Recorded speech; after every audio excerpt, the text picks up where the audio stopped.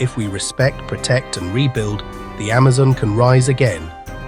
Subscribe to Nature's Chronicles and help the world see what rebirth looks like.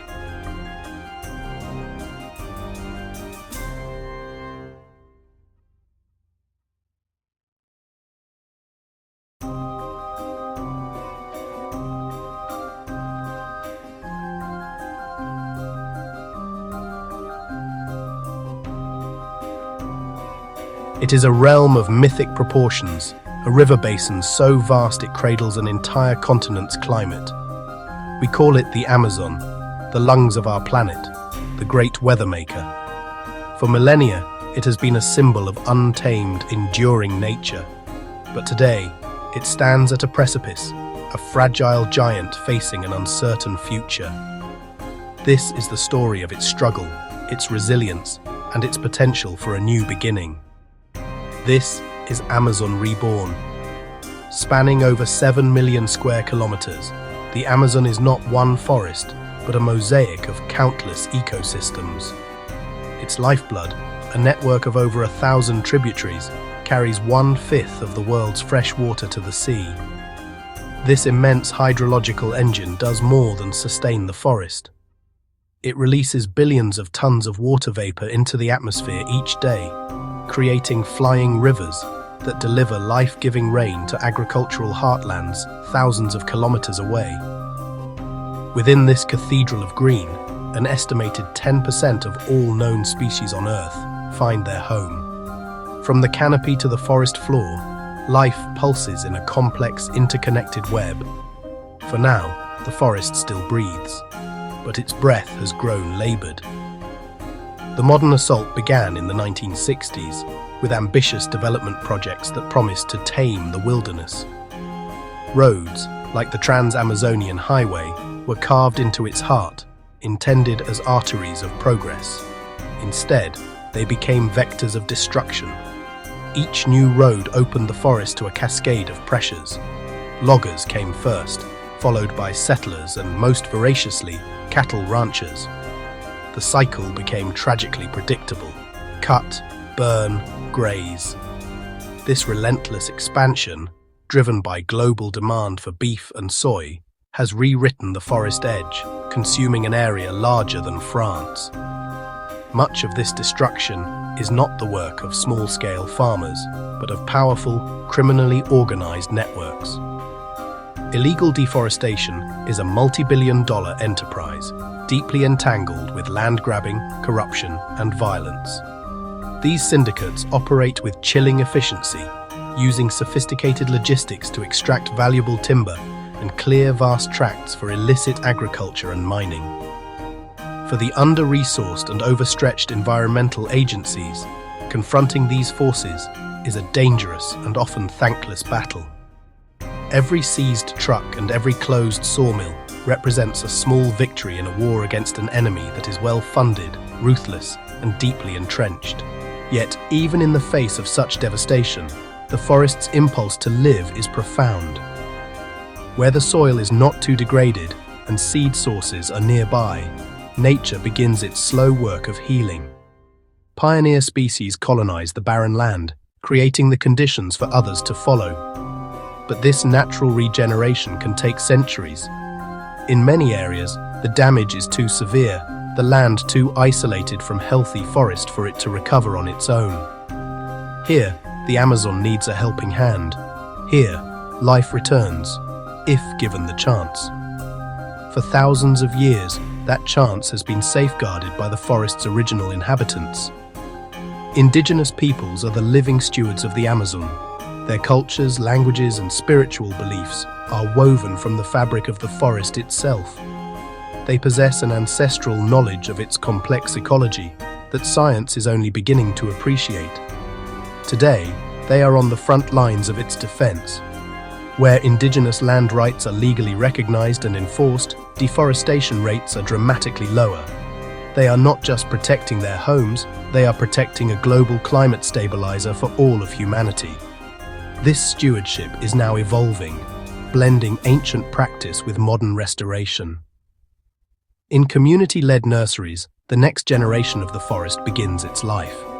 Each seed collected is a promise, each sapling nurtured, a repository of genetic memory. The act of planting becomes a ceremony, a transfer of knowledge from one generation to the next. It is a physical and spiritual investment in the future. As one leader explains, they are not just putting trees in the ground. When we plant, we restore more than trees. We restore stories. We restore our connection to the land. This powerful fusion of knowledge is at the heart of the most successful restoration efforts. Modern science provides tools to analyze soil health, map degraded areas, and monitor growth at scale. But traditional ecological knowledge provides the nuance, which seeds to plant where, how to mix species to attract wildlife, and which plants will grow fastest to shade out invasive grasses. It is a partnership of equals, a dialogue between data and wisdom, between the microscope and the memory of generations. In this collaboration, science and tradition combine to bring balance back. The goal is not to create a sterile plantation. Restoration is not just planting rows of trees. It is about rebuilding a functioning ecosystem.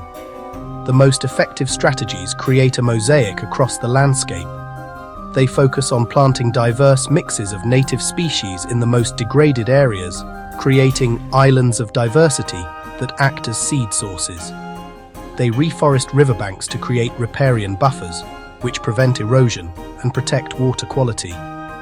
And crucially, they plant corridors to connect isolated fragments of forest, allowing wildlife to move, mate, and maintain genetic diversity. For restoration to be sustainable, it must also sustain people. This is the promise of agroforestry, a system where agriculture and ecology work in concert. Instead of clear-cutting the land for monocultures, farmers integrate income-generating crops like cacao, coffee, acai, and Brazil nuts within a diverse, multi-layered forest garden. These systems provide food and a steady income while also restoring soil health, sequestering carbon, and creating habitat for wildlife. By making the living forest more valuable than the cleared land, agroforestry turns restoration into livelihood. But scaling these solutions from plots to landscapes requires a revolution in finance. Traditional conservation funding is not enough. To meet the challenge, a new generation of financial tools is emerging. Reforestation bonds attract private capital by offering a return based on the success of the restoration. Outcome-based finance models pay directly for verified results, like tons of carbon sequestered or hectares successfully restored. This focus on monitoring, reporting, and verification, or MRV, ensures that investments deliver real, measurable impact on the ground. These new instruments are fueling hope and unlocking capital at an unprecedented scale. As restoration projects mature and expand, their true power becomes visible. What begins as a small, isolated patch of green becomes a stepping stone. Over time, these stepping stones multiply, creating corridors that bridge the gaps between larger forest fragments. For the Amazon's wildlife, these connections are lifelines. They allow populations of jaguars, tapirs, and monkeys to roam, find mates, and escape localized threats. The forest, once shattered into 1,000 pieces, begins to stitch itself back together. Every patch restored reconnects the forest's broken heart. While restoration rebuilds the past, cutting-edge technology is helping to protect the future. The days of hiding destruction in the vastness of the Amazon are over. A constellation of satellites now monitors the entire basin, with artificial intelligence systems scanning the imagery for the telltale signs of illegal activity. These platforms can detect a fire or an illegal clearing within hours, sending near real-time alerts to enforcement agencies on the ground. Drones provide rapid verification, gathering high-resolution evidence to support legal action.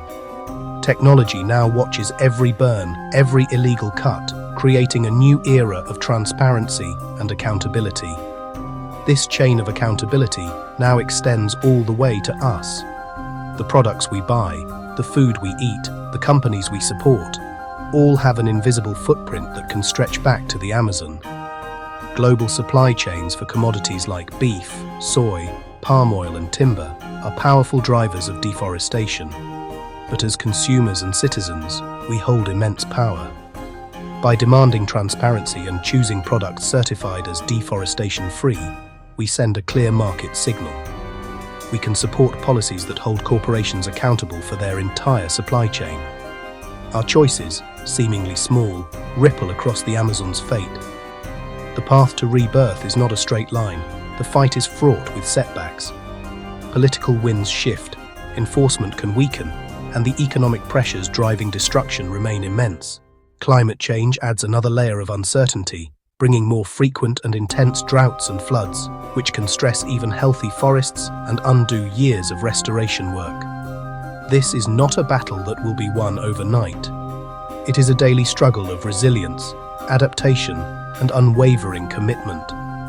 The fight to restore continues every day.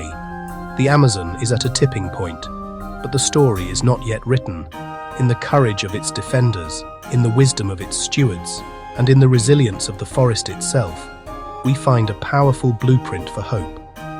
We have the knowledge, the tools, and the growing global will to change course. The choice is ours, to be the generation that allows this vital ecosystem to collapse, or the one that helps it heal. If we respect its ancient wisdom, protect its fragile frontiers, and rebuild what has been lost, the Amazon can rise again. Subscribe to Nature's Chronicles and help the world see what rebirth looks like. At first light, the forest exhales, mist lifts, the canopy glows. Children move between saplings, laughter threading through the leaves, planting futures with their hands. A single dewdrop trembles, holding the sky, then falls, becoming river, becoming life. We rise with the cranes to an ocean of green, a promise without end. Be part of this rebirth. Subscribe to Nature's Chronicles. Watch the next chapter now, and help the world see what restoration looks like.